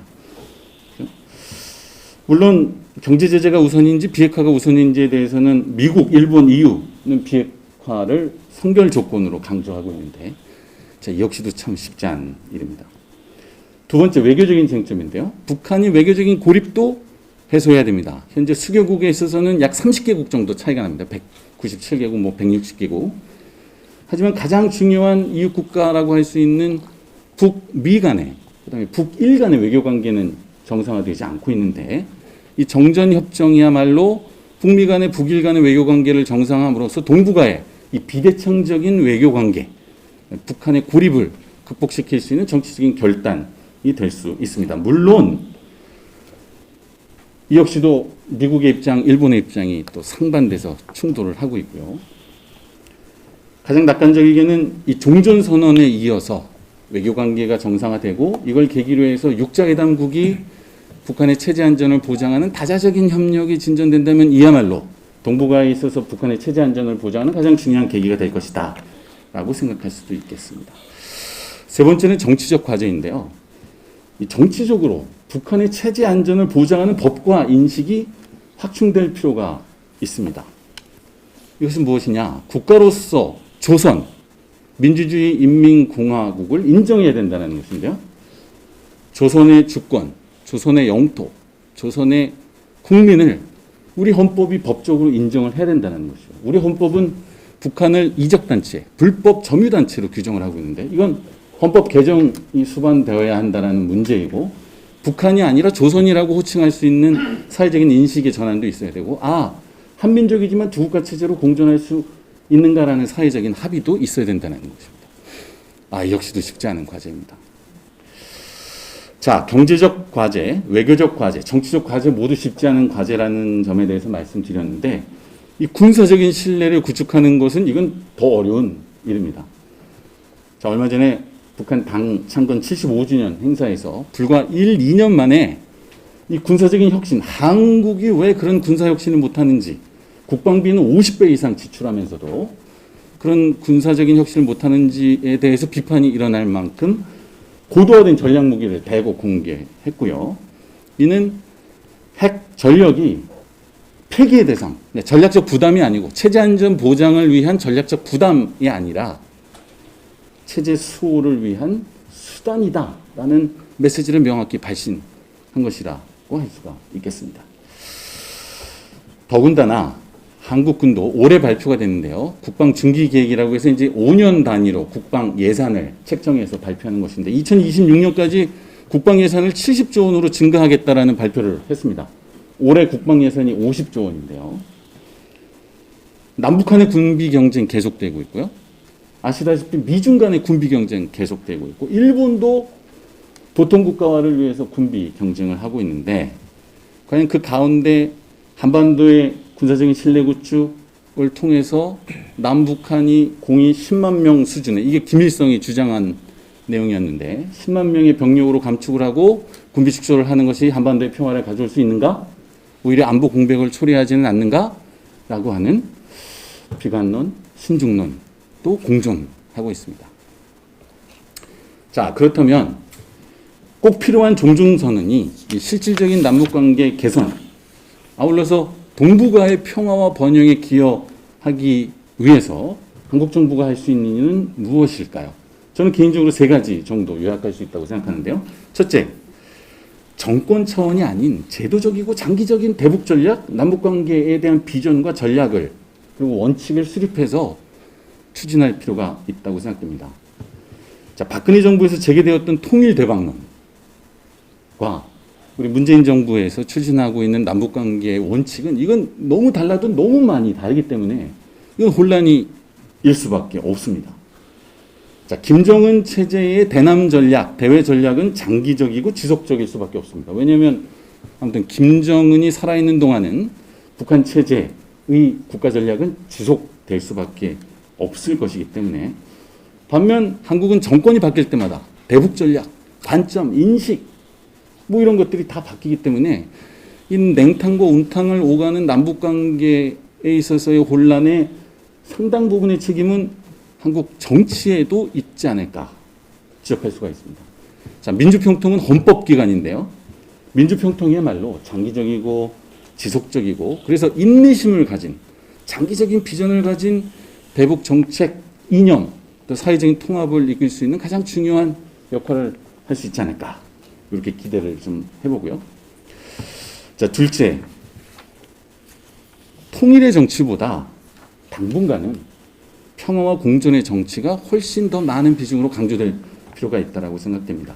앞서 말씀드린 바와 같이 종전선언의 목표도 비핵화의 목표도 모두 북한의 체제 안전을 보장하는 것인데 체제 안전 보장한다는 것은 뭘까요? 김정은이 자신이 뭐 중국처럼 정치 개혁을 하지 않는 이상 종신 집권을 보장하는 것입니다. 이것이 현실입니다. 자, 우리 사회에서 김정은의 체제가 지속될 것이라는 것을 과연 인정할 수 있는가? 인정해야 되죠. 체제 안전 보장을 해야 된다면. 자, 동아시아에는 또 다른 분단 체제가 있습니다. 중국과 대만입니다. 자, 하나의 중국을 고집하는 중국과 이제는 사실상 두 개의 국가 간의 특수한 관계다라고 하는 대만과는 갈등이 계속되고 있습니다. 한국 사회에는 이 보도가 되지 않고 있지만 최근 중국의 항공기가 대만의 영공을 침입해가지고 이 양안 간의 군사적인 갈등을 아주 고조시키고 있는데 바로 이것이 차잉원 정부가 추진하고 있는 두 개의 중국 원칙을 반대하는 중국이 자꾸 군사 시위를 하는 거거든요. 마찬가지일 수가 있습니다. 김정은의 종신 지배 체제를 인정해야 원하는 북한에게 있어서 통일 담론은 이건 체제 위협일 수밖에 없는 거죠. 대만이 인식하는 것처럼. 자, 경제력 50분의 1밖에 안 됩니다. 인구 2분의 1밖에 안 되고 국방비도 50분의 1밖에 안 되는 북한이 어떻게 해서든 체제 생존을 위해서 군사적인 균형을 만들고 뭐 이렇게 하고 있는데 통일 담론이 우선된다? 이것은 북한 체제의 붕괴 또는 불안전성을 전제하는 것이라는 점에서 통일은 궁극적으로 우리 민족이 원하는 것이겠지만 당분간은 종전선언을 계기로 평화와 공존의 정치에 더 많은 비중을 둘 필요가 있지 않을까 이렇게 한번 말씀을 드리고요. 이것은 우리 사회가 한 개의 민족이지만 엄연히 두 개의 국가임을 인정해야 된다라는 사회적 합의도 도출되어야 함을 말합니다. 또 양안관계 비교를 해서 말씀드리면 양안관계는 이미 끝난 게임입니다. 왜냐하면 대만은 국가로서 인정받는다는 게 사실 국제사회에서는 상당히 희박합니다. 왜냐하면 유엔에서 추측된죠. 유엔 회원국이 아닌데. 하지만 1992년도에 우리는 유엔에 공동 가입을 하면서 이미 두 개의 국가인데 왜 두 개의 국가임을 인정하지 않을까? 그 현실을 인정하는 것부터 종전선언의 정치적인 의미가 부여될 수 있지 않을까 생각이 듭니다. 자, 마지막으로 다자적인 협력을 중재하는 것입니다. 자, 앞서 말씀드린 바와 같이 북한의 체제 안전 보장은 남북관계 개선만으로 해결되는 문제가 아닙니다. 외교적 문제, 경제적 문제, 정치적 문제, 군사적, 군사안보적 문제 이 모든 것이 주변 국가, 앞서 우리 선생님께서도 말씀하셨지만 주변 국가들과 연계되어 있는 문제입니다. 남북관계 평화가 주변 국가 갈등을 초래한다면 이건 남북 평화 체제가 아니라 남북관계 개선이 동북아의 또 불안정성을 야기할 수 있지 않겠습니까? 그래서 북한과의 대화 못지않게 북한보다 훨씬 더 외교적인 역량을 갖고 있는 우리 정부가 외교적 또 다자적 측면에서 북한의 체제 안전을 보장받을 수 있는 환경을 조성하고요. 북미 관계 개선, 북일 관계 개선 뭐 이런 조건을 만들 때 뭐 가능하다면 미중 간에 여러 가지 긍정적인 역할을 한다면 오히려 체제 안전을 보장하는 어떤 환경적인 요인을 조성하는 데 있어서 중요한 역할을 할 수 있지 않을까 이렇게 의견을 드려보도록 하겠습니다. 네, 감사합니다. 네, 뭐 아주 여러 가지 말씀 감사드리고요. 예, 마지막으로 군산대 황성환 교수님 토론해 주시겠습니다.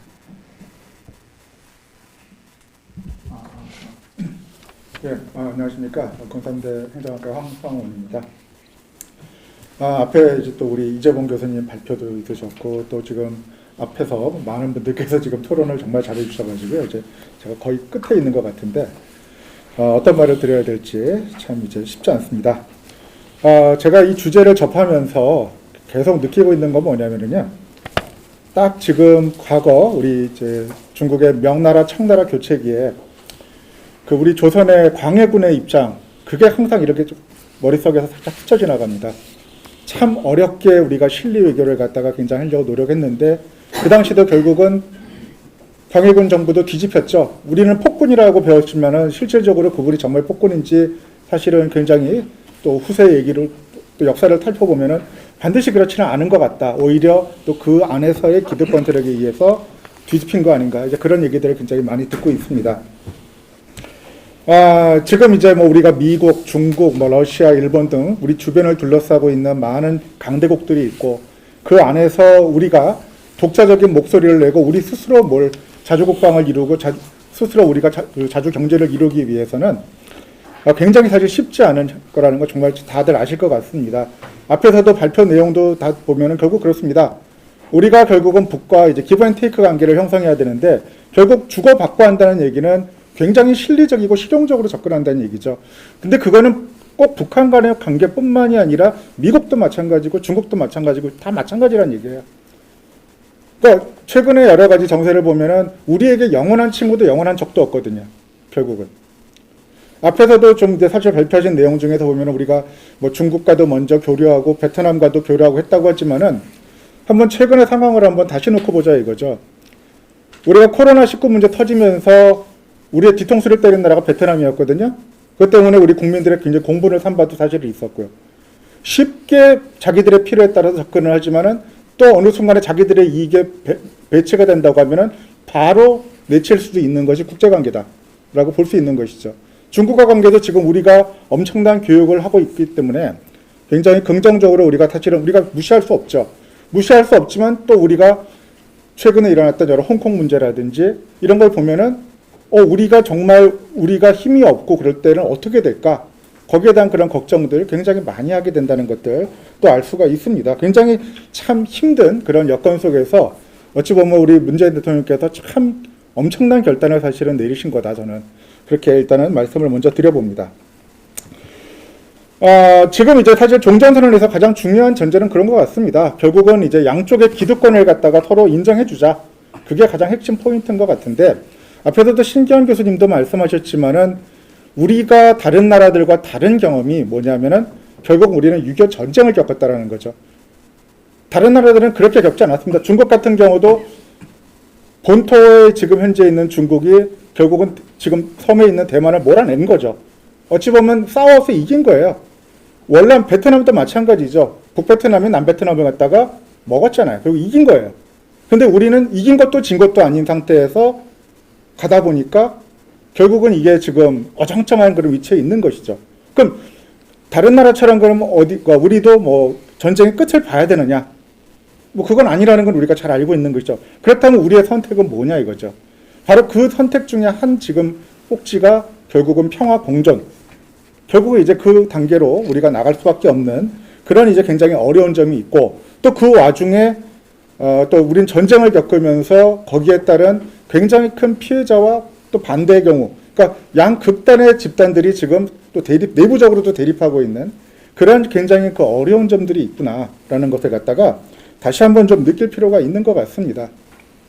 그러다 보니 당연히 피해를 입었던 분들 입장에서는 거기에 대해서 굉장히 부정적으로 접근할 가능성이 상당히 높을 수밖에 없는 것이고, 또 우리가 굉장히 선의적으로 정말 잘해보자 이런 관계에 있는 사람들은 오히려 거꾸로 반대쪽에 있는 사람들로부터 또 이거 뭐 완전히 우리가 홀라당 우리의 어떤 그런 주권을 갖다 내려주자는 거 아니냐, 그런 오히려 이제 그런 비난도 일부 또 있는 그런 상황이라고 말씀을 드릴 수가 있습니다.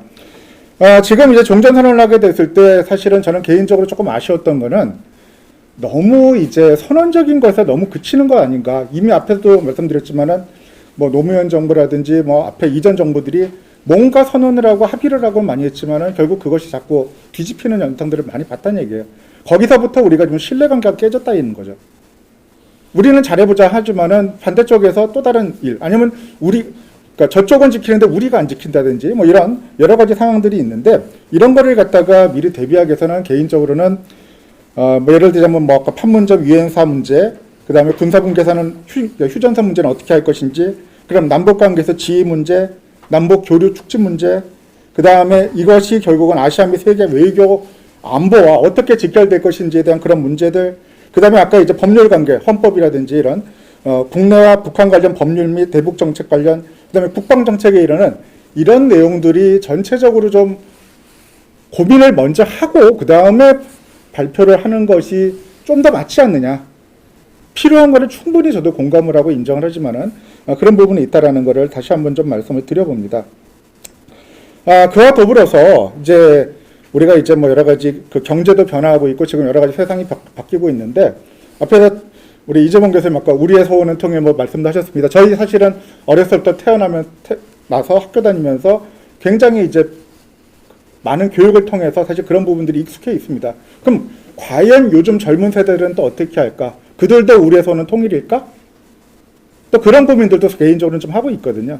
그래서 그런 면에 있어서도 지금 이제 우리가 과거의 어떤 그런 그냥 단순한 통일 이런 걸 떠나서 우리도 정말 실용적이고 실리적인 차원에서의 이제는 뭐 통일이 될지 아니면 협력이 될지 이런 부분으로 조금 더 이제 나갈 필요가 있지 않은가라는 그런 좀 고민을 굉장히 많이 하게 된다라고 생각을 하게 됩니다. 어쨌든 우리가 지금 우리 스스로 뭘 하기 쉽지 않습니다.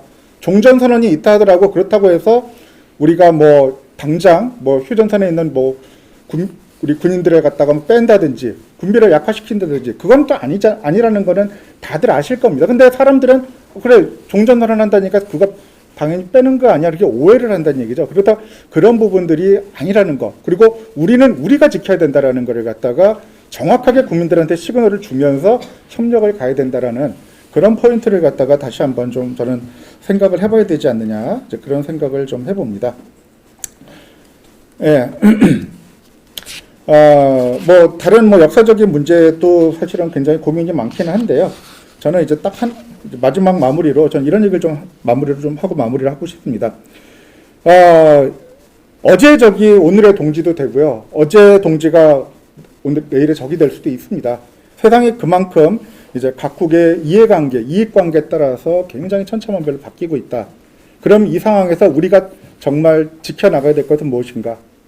그런 것들을 좀 저는 항상 생각하는 것이 감성도 중요하지만 조금 더 이성의 바탕을 두고 감성을 가져가는 것이 우리에게는 더욱더 현실적인 부분이 아닐까. 그런 고민들을 해보면서 마무리를 하겠습니다. 감사합니다. 네, 수고하셨습니다. 뭐 질문이 많이 나온 건 아닙니다만은 그 답변 좀 하시죠. 해주시고요. 그러니까 제가 시간 조절을 좀 잘못해가지고 그 빠뜨린 부분을 5분 선생님께서 잘 지적을 해주셨습니다. 그러니까 일단 이제 질문이라기보다는 뭐 보완의 성격으로 다들 말씀해 주셨어요. 5분 고맙습니다.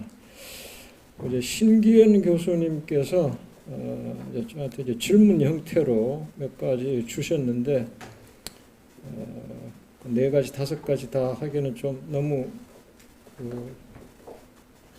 시간이 좀 부족해서 간단하게 제가 몇 가지 말씀드리겠습니다. 먼저 오늘 이제 주제가 종전선언인데 이 선언은 정치적인 행위이지 법적인 구속력은 없습니다. 남북 사이에 그리고 북미 사이에 뭐 선언, 협정 참 많이 맺어졌어요. 우리가 이제 이걸 어떠한 시각으로 어떠한 측면을 분석하느냐에 따라서 해석이 달라집니다만은 제가 해석하기에는 우리 남북 선언에서 약속을 일방적으로 못 지킨 쪽은 우리 남쪽입니다. 우리는 흔히 이제 북한이 너무나도 약속을 안 지킨다고 얘기하는데 정상회담은 크게 3개가 있었어요. 2000년 6.15 선언, 그리고 2007년 노무현 정부 때 14선언. 6.15 선언의 이제 가장 중요한 대목은 남쪽의 통일 방안과 북쪽의 통일 방안, 공통점을 바탕으로 통일을 지향하자는 것이었는데 바로 우리 남쪽에서 거부했었지요. 우리가 어떻게 연방제 이걸 받아들일 수 있는가? 공통점을 바탕으로 통일을 지향하자는 것은 북한 주장대로 연방제 통일 가는 거다.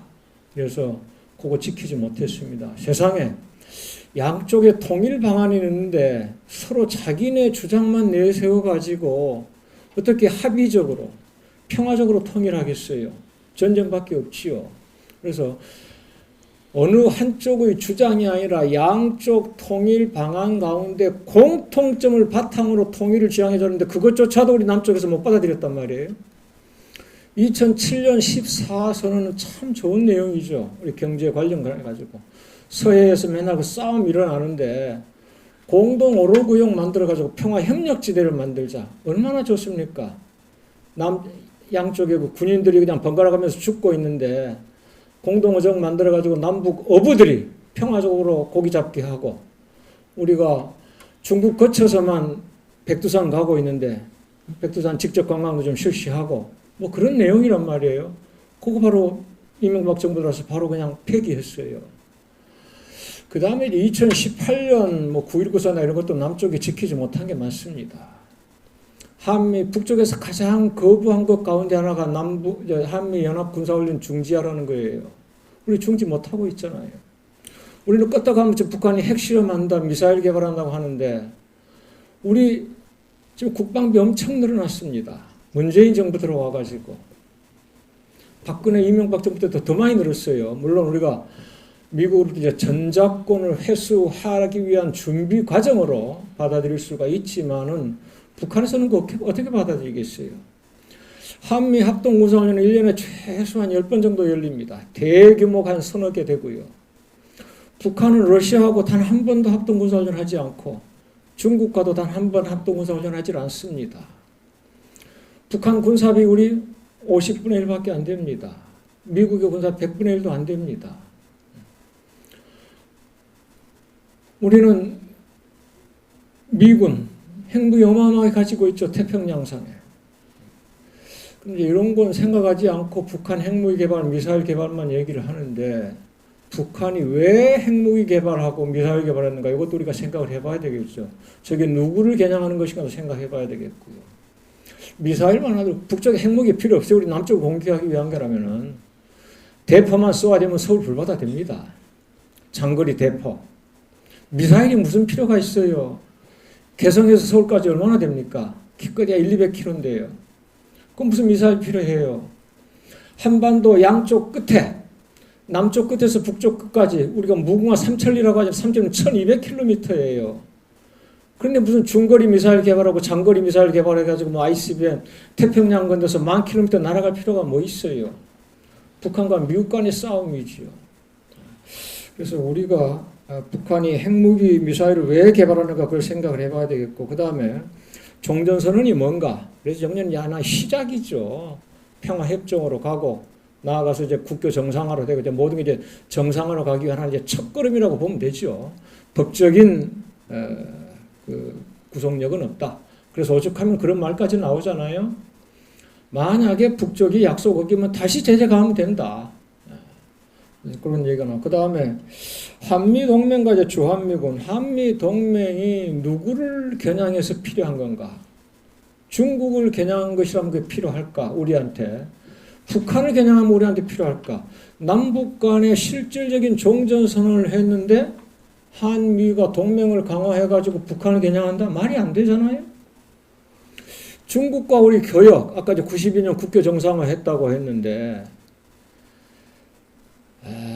2000년대부터 2003년, 2004년 한미 교역 액수보다 한중 교역 규모가 더 커졌습니다. 2009년부터는 한중 교역 규모가 한미 교역 규모 2배를 넘어서 버렸어요. 다시 말씀드리자면은 과거 우리가 이제 교역 상대국 1, 2등으로 삼았던 미국과 일본, 미국하고 교역, 일본하고 교역 액수 합친 것보다 중국하고 교역하는 게 더 큽니다.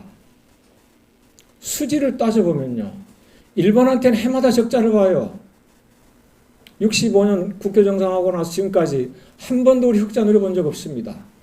1년 평균 150에서 200억 달러 적자 봅니다. 미국한테는 80년대부터 우리 흑자 보기 시작했어요. 지금 한 150에서 200억 달러 흑자 봅니다. 중국한테는 500억 달러 흑자를 봅니다. 우리 전체 무역 흑자 70~80%를 차지하고 있습니다. 이러한 상황에서 미국의 목표에 맞춰가지고 한미동맹 강화해가지고 중국을 겨냥한다? 말도 안 되잖아요. 그래서 주한미군과 한미동맹이 북한을 겨냥하는 것이냐, 중국을 겨냥하는 것이냐, 북한을 겨냥하는 것이라면 그게 필요한가, 중국을 겨냥하려면 그건 필요한가, 이것도 한번 생각해 봐야 되겠고요. 유엔 사령부, 이건 껍데기만 남아있는 거죠. 그냥 주한미군입니다. 그래서 주한미군 사령관이 한미연합사령관도 맡고 있고 주한미군 사령관도 맡고 있습니다. 그러니까 한 사람이 모자를 3개를 쓰고 있는 거예요. 그러니까 유엔사는 이제 껍데기에 불과한데 뭐 주한미군 감축되고 철수되면 당연히 자연적으로 사라지는 거죠. 한미 상호 방위 조약도 마찬가지고요. 그러니까 한미 동맹하고 한미 상호 방위 조약이 같은 건데 이것이 상호 방위 조약을 한다는 게 우리 남한을 방위한다는 게 누구를 겨냥해가지고 중국으로부터의 침략, 북한으로부터의 침략 이게 언제까지 필요할 것인가 우리가 이걸 좀 고민하면 되겠고요. 그다음 이제 분담금 얘기가 나왔는데 저는 이제 앞으로 미국 대선 11월 3일이니까 한 3주, 한 2주 정도 남았는가요? 2016년 선거 때부터 트럼프를 지지해 왔습니다. 상당히 욕을 많이 먹었어요. 평화학자, 평화운동가가 어떻게 성차별, 인종차별, 종교차별 일삼는 그런 망나니 같은 트럼프를 지지할 수 있느냐고. 그를 지지해서가 아니라 그가 대통령이 되면은 또 조금 이 한반도 평화에 바람직한 좀 나은 방향으로 전개될 수 있겠다는 생각이었죠. 트럼프 그 대외 정책 때문에. 트럼프가 미국의 그 세계 제국 위치를 좀 깎아먹고 있잖아요. 스스로 미국 제국이 무너지고 있단 말이에요. 저는 트럼프가 참 잘하고 있다고 생각해요. 미 국민들한테는 끔찍한 재앙이고 불행일지 몰라도 전쟁 반대하고 평화를 추구하는 세계 진보 세력에게는 얼마나 축복스러운 일인가. 미국은 공개적으로 그 얘기를 했어요. 트럼프는. 만약에 미국이 직접적으로 다른 나라로부터 군사 공격을 받지 않는 한 전쟁에 끼어들지 않겠다고요. 미국의 트럼프 10대 공약 가운데 하나가 주한미군 철수 감축과 연관이, 제 목소리 크게 하겠습니다. 연관이 되어 있습니다. 작년부터 이제 한미 주한미군 방위비 분담금 협상이 이제 시작되고 있는데 이거 우리가 호들갑 떨 일이 아니에요. 500%, 600% 올린다고 해가지고. 왜냐하면은 이 사람은 선거 공약이 그거였어요. 미군들 다 감축해 오겠다. 왜 우리가 해외에 나가 있느냐. 더구나 경제적으로 다 잘 사는 나라들 아니에요. 유럽에서 독일, 아시아에서 일본, 그 다음에 한국. 경제적으로 다 10위권 안에 들은 나라네. 특히 일본은 3등, 독일은 4등. 이렇게 잘 사는 나라들한테 왜 우리가 우리 젊은 친구들 보내야 되느냐. 만약에 우리 젊은이들을 필요로 한다면 니들을 돈을 내라 이거예요. 그래서 주한미군은 꼭 찍어가지고 주한미군 불러오겠다. 주한미군이 필요하면은 한국에서 전적으로 방위 부담해라 이거예요. 그러니까 우리가 방위비 이걸 신경을 썼다면은 2016년 당선됐을 때부터 준비를 해왔어야 되는데 지금 호들갑 떨 일이 아니라 이거예요. 저는 이것을 트럼프가 주한미군을 좀 빼기 위한 또는 철수 감축을 위한 그런 협상수로 하니까 이 사람은 아주 대단한 협상가예요. 그래서 500%, 600% 인상한다는 데 대해서 우리가 호들갑 떨 게 아니라 우리는 한 푼도 줄 수 없으니까 니들이 돈 내고 있든지 아니면 데려가라 이렇게 협상을 하면 되지 않겠는가. 저는 이렇게 생각을 하고요. 그래서 이 주한미군 분담금 우리가 지금까지는 대략 한 10% 자동적으로 그냥 인상해 왔습니다. 그러니까 해마다 10% 자동 인상을 한꺼번에 그냥 500%, 600% 올려달라는 건데 이게 바로 쇼맨십 아니겠느냐. 하나의 협상술. 그래서 미국 내 분위기를 바꾸기 위한 하나의 철수 명분으로 감축이나 철수 명분으로 삼기 위한. 그래서 우리는 그거를 좀 활용해야 되겠다. 그런데 우리가 아우성을 치고 있어요. 감축 분위기가 있는데 그 큰일 났다 이렇게 되고 전작권 우리가 빼오겠다는데도 지금 난리가 나고 있지 않습니까? 북한 핵무기 포기하는데 우리가 이제 전작권 가져오면 어떡하냐고. 세상에 이런 4대 외국주의가 어디 있어요. 참고하시기 바랍니다. 고맙습니다. 예, 사실 아까 전작권 말씀하셨는데 그 노무현 정부 때부터 그때 이제 하기로 했었는데 그때도 뭐 아주 유튜브에도 나옵니다만은 아주 노무현 대통령이 당시 뭐 분노하는 어떤 그런 것들 장면도 기억이 나는데요. 앞에서 저희 세션에서도 이제 그 북한 이탈 주민 관련해서 이제 얘기를 했었는데요. 전라북도도 544명이 현재 그 살고 계시답니다. 근데 거의 다 그 뭐 서빙하는 분들이 되게 이제 많을 텐데 어디에서 왔냐 그럼 북한이라고 안 한대요. 조선족이라고 한답니다. 그러니까 지금 특히 우리나라 아까 뭐 우리 발표도 그렇고 토론에서 그랬습니다만 남만 내에서 워낙 그러니까 왜 이 사람들이 북한인데 이 조선족이라고 중국족이라고 얘기를 하겠어요. 적대적 빨갱이라고 하잖아요, 빨갱이. 그래서 특히 이제 워낙 그 이념 갈등이 심하다 보니까 북한으로서 뭐 특히 이제 이렇게 뭐 김정은이가 예를 들어서 뭐 이렇게 뭐 북한에 분이 있다 그러면 말짱하게 보던 북한 주민한테도 이탈 주민한테도 같은 뭐 그런 적대적인 감정으로 변하고 참 그래서 그런 것이 참 비극이다. 글쎄요 그게 해소되지 않으면 남한 내에서 그게 먼저 선결되지 않으면 다른 게 참 앞으로도 험난하겠다 이런 생각이 듭니다. 근데 이제 그걸 이용해서 이제 이득을 보는 그런 측에서 그런 걸 자꾸 부추기고 강조하고 이제 그러다 보니까 그런 건데요. 하여간 뭐 장시간 수고 많으셨고요. 오늘 발표해 주신 우리 이재봉 교수님 그 수고 많으셨고 토론해 주신 여러 교수님도 감사를 드립니다. 예, 이걸로 제2차 전북 평화통일 포럼 제2세션 한반도 종전선언과 남북 평화 경제 세미나를 모두 마치도록 하겠습니다. 감사합니다.